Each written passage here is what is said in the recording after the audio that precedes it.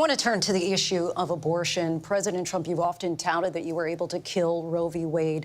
Last year, you said that you were proud to be the most pro-life president in American history.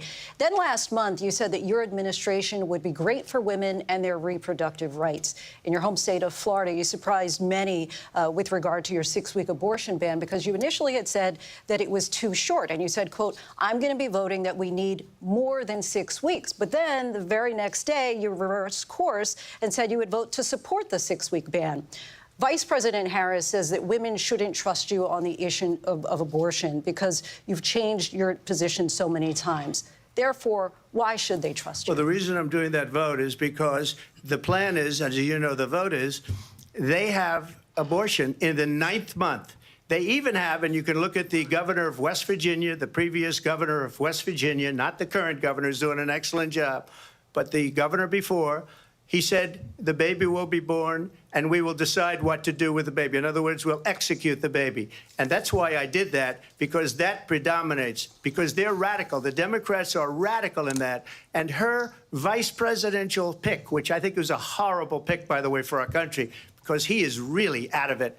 But her vice presidential pick says abortion in the 9th month is absolutely fine. He also says execution after birth. It's execution, no longer abortion, because the baby is born, is okay. And that's not okay with me, hence the vote. But what I did is something for 52 years. They've been trying to get Roe v. Wade into the states. And through the genius and heart and strength of 6 Supreme Court justices, we were able to do that. Now, I believe in the exceptions for rape, incest, and life of the mother. I believe strongly in it. Ronald Reagan did also. 85% of Republicans do. Exceptions. Very important. But we were able to get it, and now states are voting on it. And for the first time, you're going to see, look, this is an issue that's torn our country apart for 52 years. Every legal scholar, every Democrat, every Republican, liberal, conservative, they all wanted this issue to be brought back to the states where the people could vote. And that's what happened. Now, Ohio, the vote was somewhat liberal. Kansas, the vote was somewhat liberal, much more liberal than people would have thought. But each individual state is voting. It's the vote of the people now. It's not tied up in the federal government. I did a great service in doing it. It took courage to do it. And the Supreme Court had great courage in doing it. And I give tremendous credit to those 6 justices. There is no state in this country where it is legal to kill a baby after it's born. Madam Vice President, I want to get your response to President Trump. Well, as I said, you're going to hear a bunch of lies, and that's not actually a surprising fact. Let's understand how we got here. Donald Trump hand-selected 3 members of the United States Supreme Court with the intention that they would undo the protections of Roe v. Wade. And they did exactly as he intended. And now in over 20 states, there are Trump abortion bans, which make it criminal for a doctor or nurse to provide health care. In one state, it provides prison for life. Trump abortion bans that make no exception even for rape and incest, which understand what that means. A survivor of a crime of violation to their body does not have the right to make a decision about what happens to their body next. That is immoral. And one does not have to abandon their faith or deeply held beliefs to agree. The government, and Donald Trump certainly, should not be telling a woman what to do with her body. I have talked with women around our country. You want to talk about this is what people wanted?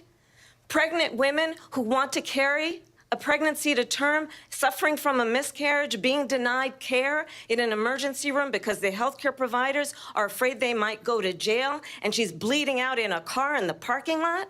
She didn't want that. Her husband didn't want that. A 12 or 13-year-old survivor of incest being forced to carry a pregnancy to term. They don't want that. And I pledge to you, when Congress passes a bill to put back in place the protections of Roe v. Wade. As President of the United States, I will proudly sign it into law. But understand, if Donald Trump were to be reelected, he will sign a national abortion ban. Understand, in his Project 2025, there would be a national abortion, a monitor that would be monitoring your pregnancies, your miscarriages. I think the American people believe that certain freedoms, in particular the freedom to make decisions about one's own body, should not be made by the government. Thank you, Vice President Harris. Well, there she goes again. It's a lie. I'm not signing a ban, and there's no reason to sign a ban because we've gotten what everybody wanted.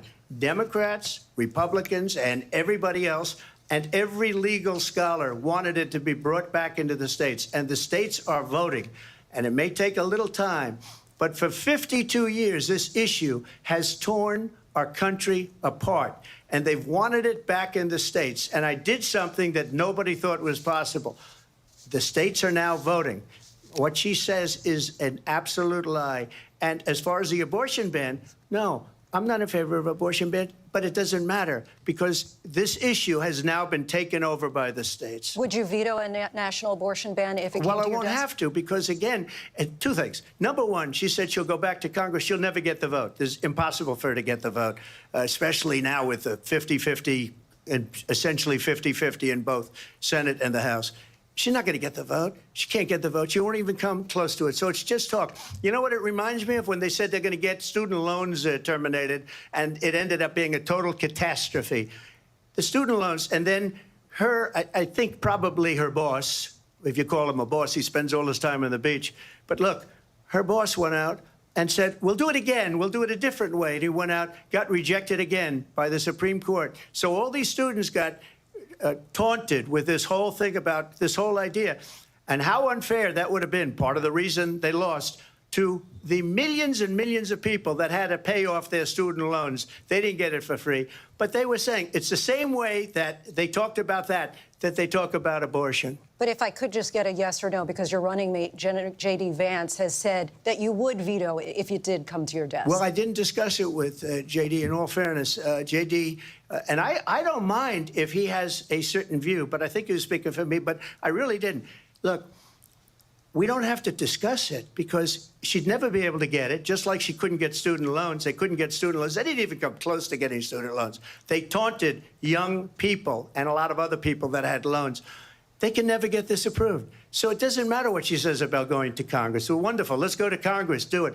But the fact is that for years, they wanted to get it out of Congress and out of the federal government. And we did something that everybody said couldn't be done. And now you have a vote of the people on abortion. Vice President Harris, I want to give you your time to respond. But I do want to ask, would you support any restrictions on a woman's right to an abortion? I absolutely support reinstating the protections of Roe v. Wade.